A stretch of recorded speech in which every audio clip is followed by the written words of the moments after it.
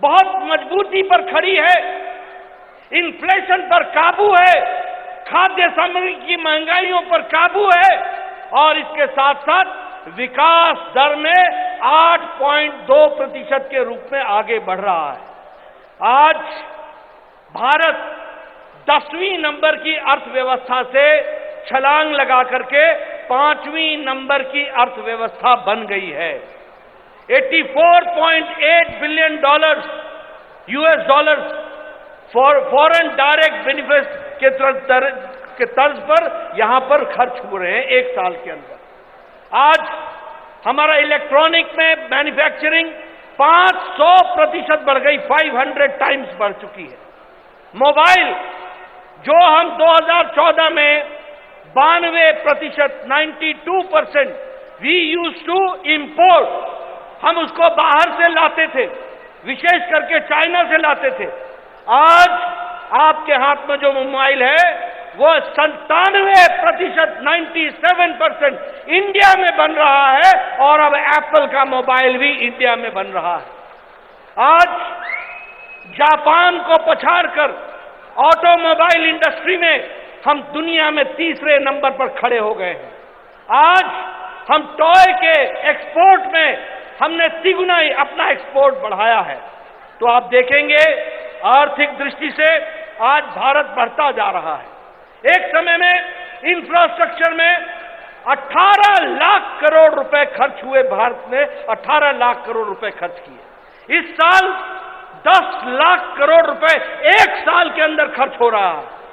National highway जो दिन में 12 किलोमीटर बनते थे आज 39 किलोमीटर बन रहे हैं और उसी तरीके से प्रधानमंत्री ग्राम सड़क योजना 3,28,000 किलोमीटर की सड़क बनी है और जिसमें 2,396 किलोमीटर की सड़क आपके तेलंगाना में गांवों को जोड़ने के लिए बनी है। विकास की दृष्टि से देखा जाए तो हमारे प्रधानमंत्री जी ने विदेश में भी, दुनिया में भारत को स्थापित करने में कोई कसर नहीं छोड़ी है। आज दुनिया में कोई ऑस्ट्रेलिया का प्रधानमंत्री कहते हैं Modi you are the boss, कोई कहते हैं यू आर दी हीरो, कोई कहते हैं you are the global leader, कोई कहते हैं you are reformer in chief. और पहले भारत दुनिया में जब अमेरिका जाता था, भारत जब अमेरिका जाते थे तो चर्चा क्या होती थी? टेररिज्म, पाकिस्तान, कश्मीर। अभी प्रधानमंत्री मोदी जी गए थे, किसी ने चर्चा पाकिस्तान की नहीं की, विकास की, डेवलपमेंट की और विकास को आगे बढ़ाया। ये बदलता भारत है। लेकिन जब हम कहते हैं कि Modi you are the boss, Modi you are the hero, Modi you are the global leader, Modi you are the reformer in chief, तो हमारे कांग्रेस भाइयों के पेट में मरोड़ होता है, मरोड़ मरोड़। क्या शब्द इस्तेमाल करते हैं? मोदी तुम नीच हो, मोदी तुम सांप हो, मोदी तुम बिच्छू हो, मोदी तुम अनपढ़ हो, मोदी तुम चाय वाला हो। लेकिन भारत की 140 करोड़ की जनता मोदी के साथ खड़ी हो जाती है और उनको जवाब देती है। ये हमको देखना चाहिए।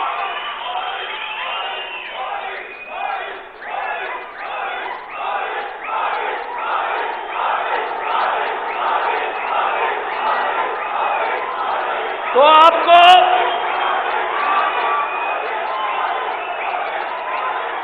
आपको समझना चाहिए, अभी अभी आज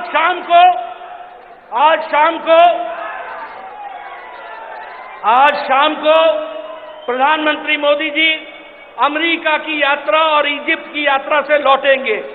आज ही उनको इजिप्ट का सर्वोच्च सम्मान के साथ उनका स्वागत हुआ है इजिप्ट में और वह भारत के पहले प्रधानमंत्री हैं जिनको इतने सारे देशों ने सम्मान दिया है। ये आज आकर के स्थिति खड़ी है।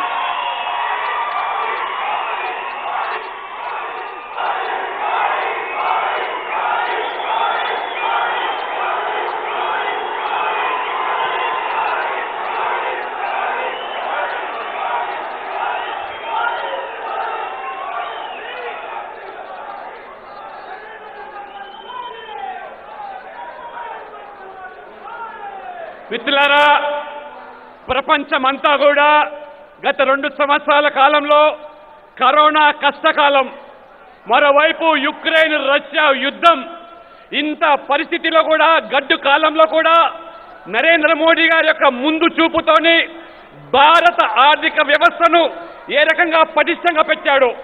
వారు ఒక విజనరీ లీడర్ కాబట్టి ఏ రకంగా ఇన్ఫ్రాస్ట్రక్చర్ మీద పెట్టుబడి పెట్టి ఇవాళ ప్రపంచంలోనే ఆర్థికంగా 10వ స్థానంలో ఉన్నటువంటి భారతదేశాన్ని 5వ స్థానానికి తీసుకొచ్చినటువంటి ఆ ఖ్యాతి ఘనత అది నరేంద్ర మోడీకి దక్కుతున్నది.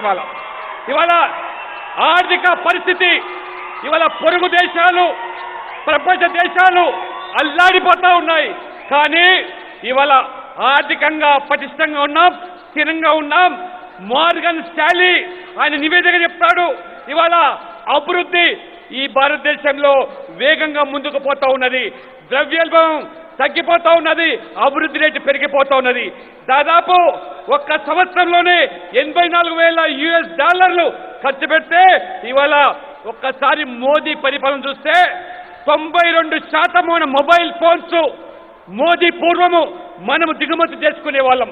92% మనం కొనే ప్రతి ఫోను చైనా నుంచి వచ్చేది.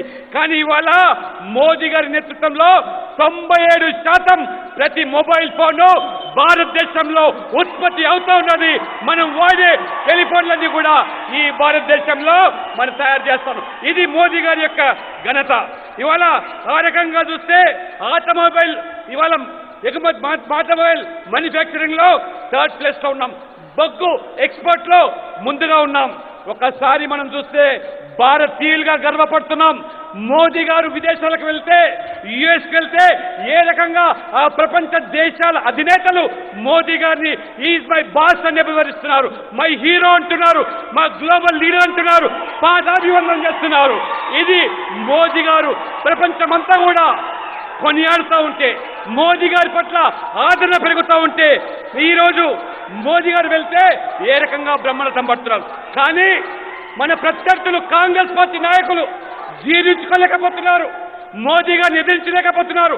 మోదీ గారి అభివృద్ధి, పేదల సంక్షేమం పట్ల వాళ్ళు విమర్శలు చేయలేకపోతారు. వారు విమర్శలు చేస్తుంది ఏమిటంటే మోదీ గారిని ఏ రకంగా ఆయన కులం పేరు మీద ఆ రకంగా నీచ్ అంటూ ఉన్నారు, దొంగ అంటున్నారు, సాయిబాల్ అంటున్నాడు. ఈ పేదవాడు దేశానికి ప్రధానమంత్రి ఎట్లయితాడు, సాయం అమ్ముకునేవాడని చెప్పి ఈ రకం అక్కస్సుతో రాహుల్ గాంధీ వీరందరూ కూడా వారు మాట్లాడుతున్నారు.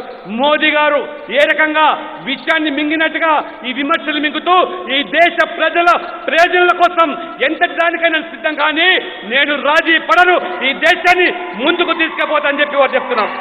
మరి మోదీ గారు మొన్న అమెరికా, ఈజిప్ట్ పర్యటించి ఇవాళ సాయంత్రం భారతదేశానికి వస్తా ఉన్నాడు. ఒక్కసారి ఈజిప్టులో కొన్ని దశాబ్దాల తర్వాత మొదటి ప్రధానమంత్రి నరేంద్ర మోదీ గారు ఈజిప్ట్కి వెళ్తే బ్రహ్మాండమైనటువంటి స్వాగతం పలికారు. ఇవాళ మొదటి భారతదేశ ప్రధానమంత్రి ఆ రకంగా బ్రహ్మాండమైన స్వాగతం కాకుండా మొత్తం ఈజిప్ట్ అంతా కూడా వారికి మోకరిల్లిందంటే ఒక్కసారి మోదీ గారు ప్రపంచ నేతగా ఎదుగుతా ఉంటే భారతీయులుగా మనం గర్వపడుతూ ఉన్నాం. ఇవాళ मित्रों, मोदी जी ने देश के लिए तो किया ही किया, लेकिन तेलंगाना को भी विकास की दृष्टि से विकास में कोई कसर नहीं छोड़ी और विकास को आगे बढ़ाया है. मैं बताना चाहता हूं कि पिछले समय में मोदी जी आए थे और उन्होंने 11,300 करोड़ रुपए के प्रोजेक्ट का शिलान्यास भी किया और कई प्रोजेक्ट का उद्घाटन भी किया. आपको जानकर खुशी होगी कि अब बीबी नगर में all India institute of medical sciences 1350 crore रुपए का 1,350 करोड़ रुपीस का उसका काम बनने का शुरू हो गया है. उन्होंने सिकंदराबाद के रेलवे स्टेशन के रीडेवलपमेंट के लिए 720 करोड़ रुपए दिए हैं. उसी तरीके से 13 मल्टी मॉडल ट्रांसपोर्ट सिस्टम, उसके लिए हैदराबाद और सिकंदराबाद ट्विन सिटी के लिए उसको भी उन्होंने फ्लैग ऑफ किया। उसी तरीके से तेलंगाना में पूरी रेलवे लाइन डबलिंग कर दी गई है, इलेक्ट्रिफाइड कर दी गई है, डबल भी कर दिया और इलेक्ट्रिफाइड भी कर दिया, ये भी हो गया है। वंदे भारत ट्रेन ये सिकंदराबाद से तिरुपति ये चल रही है, इसको भी सैंक्शन किया तो मोदी जी ने किया। उसी तरीके से तेलंगाना में 5000 किलोमीटर के नेशनल हाईवे बने, 5000 किलोमीटर। मतलब आप लद्दाख से तेलंगाना और तेलंगाना से लद्दाख, इतनी लंबी सड़क नेशनल हाईवे तेलंगाना को दी है, ये भी हमको ध्यान में रखना चाहिए। उसी तरीके से हमारे अंबरपेट में 1,186 करोड़ रुपए के लागत से एलिवेटेड रोड बनने का, फ्लाईओवर बनने का काम शुरू हुआ है। मित्रों, अगर कहा जाए तो तेलंगाना के लिए 1110 हमारे करोड़ रुपए सिर्फ रेलवे का एलोकेशन इस बार है। और सबसे खुशी की बात है कि आंध्र प्रदेश और तेलंगाना में यूनेस्को का रामप्पा मंदिर को उसका सैंक्शन मिल गया है। रामप्पा मंदिर वह भी यूनेस्को में जुड़ गया है, यह भी हमको मालूम है। उसी तरीके से Hyderabad Nagpur industrial corridor, Hyderabad Warangal industrial corridor, उसी तरीके से मेगा टेक्सटाइल पार्क, ये सब काम तेलंगाना में आदरणीय प्रधानमंत्री मोदी जी ने करके दिया है। यह मैं आपको बताना चाहता हूं। विकास की एक नई कहानी लिखी है, विकास को आगे बढ़ाया है। जहां देखो rail, highway, elevated road, metro, सब जगह पर विकास के काम चले हैं। ये बात जान करके हम सबको खुशी भी होती है। और 9 साल सेवा, सुशासन और गरीब कल्याण का काम हुआ है। మిత్రులారా, నరేంద్ర మోడీ గారు దేశవ్యాప్తంగా ఏ రకంగా అభివృద్ధి చేస్తా ఉన్నాడో, తెలంగాణ ప్రజల ప్రయోజనాల దృష్ట్యా తెలంగాణ పట్ల కూడా అంతే చిత్తశుద్ధితోని తెలంగాణ బాగుపడాలి, తెలంగాణ భారతదేశంలో అంతర్భాగం అని చెప్పి భావించి మొన్నటికి మొన్న వచ్చి 11,000 కోట్ల రూపాయల ప్రాజెక్టులు వారు ప్రారంభోత్సవం చేశారు. కళ్ళుండి చూడలేని కబోదులు మన బీఆర్ఎస్ నాయకులు ఇవాళ వారు స్వయంగా సికింద్రాబాద్ రైల్వే స్టేషన్లో అత్యంత ఆధునికమైనటువంటి ఈ యొక్క ప్రపంచ స్థాయిలో ఆ రైల్వే స్టేషన్ అభివృద్ధికి 740 కోట్ల రూపాయలు. ఇవాళ తెలంగాణలో నేషనల్ హైవేస్, రోడ్వేస్, రైల్వేస్ ఈ రకంగా అన్ని రంగాల్లో కూడా అభివృద్ధి చేస్తున్నాడు. ఎంఎంటీఎస్ హైదరాబాద్ సికింద్రాబాద్ కానివ్వండి, లేదా ఇవాళ గతంలో ఏ ప్రభుత్వాలు ఇవ్వనటువంటి నిధులు ఈ యొక్క తెలంగాణ కోసం గతంలో ఉమ్మడి రాష్ట్రంలో మరి ఆ యొక్క రైల్వే ప్రాజెక్టుల కింద కేవలం 880 కోట్లు ఇస్తే ఒక్క తెలంగాణకే మోదీ ప్రభుత్వం రైల్వే ప్రాజెక్ట్స్ 4,410 కోట్ల రూపాయలు ఈ రోజు రైల్వే కోసం మొదలైస్తాను. 2 వందే భారత్ ఎక్స్ప్రెస్లు తెలంగాణ రాష్ట్రానికి, 2 వందే భారత్ ఎక్స్ప్రెస్లు సికింద్రాబాద్ నుంచి తిరుపతి, సికింద్రాబాద్ నుంచి ఈ రకంగా విశాఖపట్నం. అంతేకాకుండా ఇవాళ ముఖ్యంగా నేషనల్ హైవేస్ అంటే ఈ 2014 పూర్వము స్వాతంత్రం వచ్చిన తర్వాత తెలంగాణలో 2,500 కిలోమీటర్ల నేషనల్ హైవేస్ ఉంటే ఈ 9 సంవత్సరాల్లోనే మోదీ ప్రభుత్వం అదనంగా 2,500 కిలోమీటర్ల రోడ్లు వేసి 5,000 కిలోమీటర్లు ఇవాళ నేషనల్ హైవేస్ అంటే లద్దాఖ్ నుంచి తెలంగాణ వరకు, తెలంగాణ నుంచి లద్దాఖ్ వరకు ఎంత రోడ్డు అవుతుందో ఆ రోడ్డు మీరు 60 సంవత్సరాలు ఇచ్చే రోడ్లు మోదీ గారు 9 సంవత్సరాలనే తెలంగాణకి ఇచ్చాడు.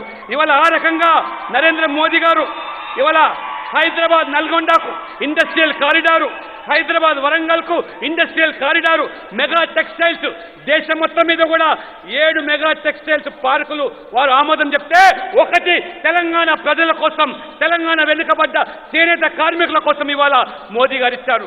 అంతేకాకుండా ఇవాళ ఆంధ్రప్రదేశ్ తెలంగాణ రాష్ట్రానికి మన గొప్పగా చెప్పుకునే తెలంగాణలో వరంగల్లో ఉండే రామప్ప దేవాలయానికి యునెస్కో ద్వారా ఇవాళ గుర్తింపు వచ్చిందంటే అది మోదీ మోదీ ప్రభుత్వం యొక్క చొరవ అనే విషయాన్ని ఈ తెలంగాణ ఈ పాలకులు మర్చిపోతున్నారు. తెలంగాణకు మోదీ ప్రభుత్వం కట్టుబడి ఉన్నది. ఒక్కసారి మీరందరూ కూడా తెలంగాణలో మోదీ యొక్క పాలన 9 సంవత్సరాలుగా ఏ రకంగా కొనసాగిందో గమనించాల్సిన నేను కోరుతా ఉన్నాను. मित्रों, कल पटना में ये महागठबंधन की रैली हुई, मुलाकात हुई, गले से गले मिलकर के बैठे। मित्रों, ये फोटो सेशन था, फोटो सेशन। एक तरफ मोदी जी ने विकास को आगे बढ़ाया और वंशवाद को समाप्त किया, एक तरफ मोदी जी ने विकासवाद को बढ़ाया और वोट पॉलिटिक्स को समाप्त किया, एक तरफ मोदी जी ने तुष्टीकरण को समाप्त किया और विकासवाद को आगे बढ़ाया। सबका साथ, सबका विकास, सबका विश्वास, सबका प्रयास। मित्रों, मेरी पूरी बात सुन लो। मित्रों, ये परिवारवाद, ये कल वहां कौन इकट्ठा हुआ था? RJD, Samajwadi party, TMC, Uddhav Thackeray, ये सब लोग, मित्रों, ये सब लोग परिवार बचाने के लिए लगे हैं। परिवार और मोदी जी देश को आगे ले जाने के लिए लगे हैं। इस बात को हमको समझना चाहिए। इसलिए मैं साफ कहना चाहता हूं कि अगर तुमको परिवार बचाना है, लालू का परिवार, तो आरजेडी को वोट दो। अगर तुमको बचाना है गांधी परिवार, तो कांग्रेस को वोट दो। कांग्रेस किसकी है? मां, बेटा, बेटी, बाकी सब छुट्टी, सबकी छुट्टी। अगर तुमको शिवसेना उद्धव ठाकरे बचाना है, तो फिर वोट शिवसेना उद्धव ठाकरे को दो। अगर तुमने बिहार के, उत्तर प्रदेश के अखिलेश यादव के परिवार को बचाना है, तो समाजवादी पार्टी को वोट दो। और अगर ममता बनर्जी के परिवार को बचाना है, तो टीएमसी को वोट दो। और अगर तुमने भारत को आगे ले जाना है, तो कमल को आगे बढ़ाओ, मोदी जी को आगे बढ़ाओ। इस बात को हमको समझना है। मित्रों, मैं एक बात और बोल देना चाहता हूं। ये जिस तरीके से सारी बातें चल रही हैं, मैं स्पष्ट बताना चाहता हूं कि आज महंगाई सबसे ज्यादा किसी राज्य में है तो वो तेलंगाना में है, ये केसीआर के राज्य में है। मैं ये भी बताना चाहता हूं, तुम टीआरएस से बीआरएस हो जाओ, तुम नाम बदल दो। नाम बदलने से नीति नहीं बदलती, नीयत नहीं बदलती। और इसलिए अगर तुमने केसीआर का परिवार बचाना है, उसके बेटे को बचाना है, उसके बेटी को बचाना है, उसके दामाद को बचाना है, उसके आने वाली संतानों को बचाना है, तो केसीआर को वोट दो। और अगर तुमने तेलंगाना का विकास करना है, तो भारतीय जनता पार्टी को आगे लाना होगा। ये हमको समझना चाहिए। मित्रों, अंत में मैं एक बात और कहूंगा, ये बीआरएस नहीं है, ये भ्रष्टाचार रक्षासुलभ समिति है। ये भ्रष्टाचार रक्षासुलभ समिति है। और मैं ये भी आपको बोलना चाहूंगा, किसानों की क्या हालत हो गई आपको मालूम है ना? धरानी पोर्टल, ये धरानी पोर्टल है ना, धरनी पोर्टल, ये धरनी पोर्टल किसानों की जमीन को हड़पने का तरीका है और केसीआर के कार्यकर्ता और नेताओं का जेब भरने का तरीका है। इसको समझ लेना। और बीजेपी आएगी तो ये पोर्टल बंद हो जाएगा और बीआरएस का पोर्टल भी बंद कर देंगे। ये भी आप ध्यान में रखना। मित्रों, यह फार्मा सिटी के नाम पर किसानों की जमीन का नुकसान हो रहा है। Anti farmer, anti people. मैं आज कालेश्वरम की चर्चा नहीं करूंगा, वो तो इनका रेगुलर काम है, हमेशा का काम है। आप बताइए, ऐसी भ्रष्टाचारी सरकार को रहने दोगे क्या? रहने दोगे क्या? रहने दोगे क्या? रहने दोगे? रहने दोगे? मैं चाहूंगा कैमरे वाले जरा फोटो खींचो। रहने दोगे क्या? रहने दोगे क्या? बीजेपी लाओगे ना? बीजेपी लाओगे ना? कमल खिलाओगे ना? कमल खिलाओगे ना? बहुत बहुत धन्यवाद। जय भारत, जय తెలంగాణ। బీహార్లో మోదీని వ్యతిరేకించే పార్టీలన్నీ కూడా ఏకమైనాయి. అది కేవలం అది ఒక ఫోటో సెషన్ మాత్రమే. అవినీతి పార్టీలు, కుటుంబ పార్టీలు, కుల పార్టీలు ఏకమైనాయి మోదీని ఎదిరించడానికి. నిజంగా మీకు కుల పార్టీ కావాలంటే బీహార్లో ఆర్జేడీ గెలిపించండి. అదే రకంగా వంశపర రాజకీయాలు కావాలంటే మరి కాంగ్రెస్ కు ఓటేయండి. అదే రకంగా ఉత్తరప్రదేశ్ లో అఖిలేష్ యాదవ్ కుల పార్టీ కావాలంటే సమాజ్వాదీకి వేయండి. తెలంగాణలో కుటుంబ పార్టీ కావాలంటే బీఆర్ఎస్ సమర్థించండి. కాబట్టి ఇవాళ టీఆర్ఎస్ నుంచి బీఆర్ఎస్ పేరు మారినా మీ గుణం మారలేదు. ఈ అవినీతి, ఈ కుటుంబ పాలన, ఈ భ్రష్టుపట్టిన ప్రాప్తం పోవాలంటే బీజేపీ రావాలి. అందుకనే ఈ యొక్క కుటుంబ పాలన, సంతుష్టికర విధానాలు, అవినీతి పోవాలంటే, రైతుల ఆత్మహత్యలు తెలంగాణ లాగాలంటే, ధరణి వల్ల పేదలకు న్యాయం జరగాలి, రైతులకు న్యాయం జరగాలంటే ఖచ్చితంగా తెలంగాణలో కమలం వికసించాలి, కమలం వికసించాలి, కమలం రావాలి, బీజేపీ రావాలి. ఖచ్చితంగా డబుల్ ఇంజిన్ సర్కార్ కోసం మీరందరూ కూడా సమర్థించాలని చెప్పి ఈ సందర్భంగా కోరుకుంటూ సెలవు తీసుకుంటా ఉన్నాను. భారత్ మాతాకి, భారత్ మాతాకి, నరేంద్ర మోదీ గారి నాయకత్వం.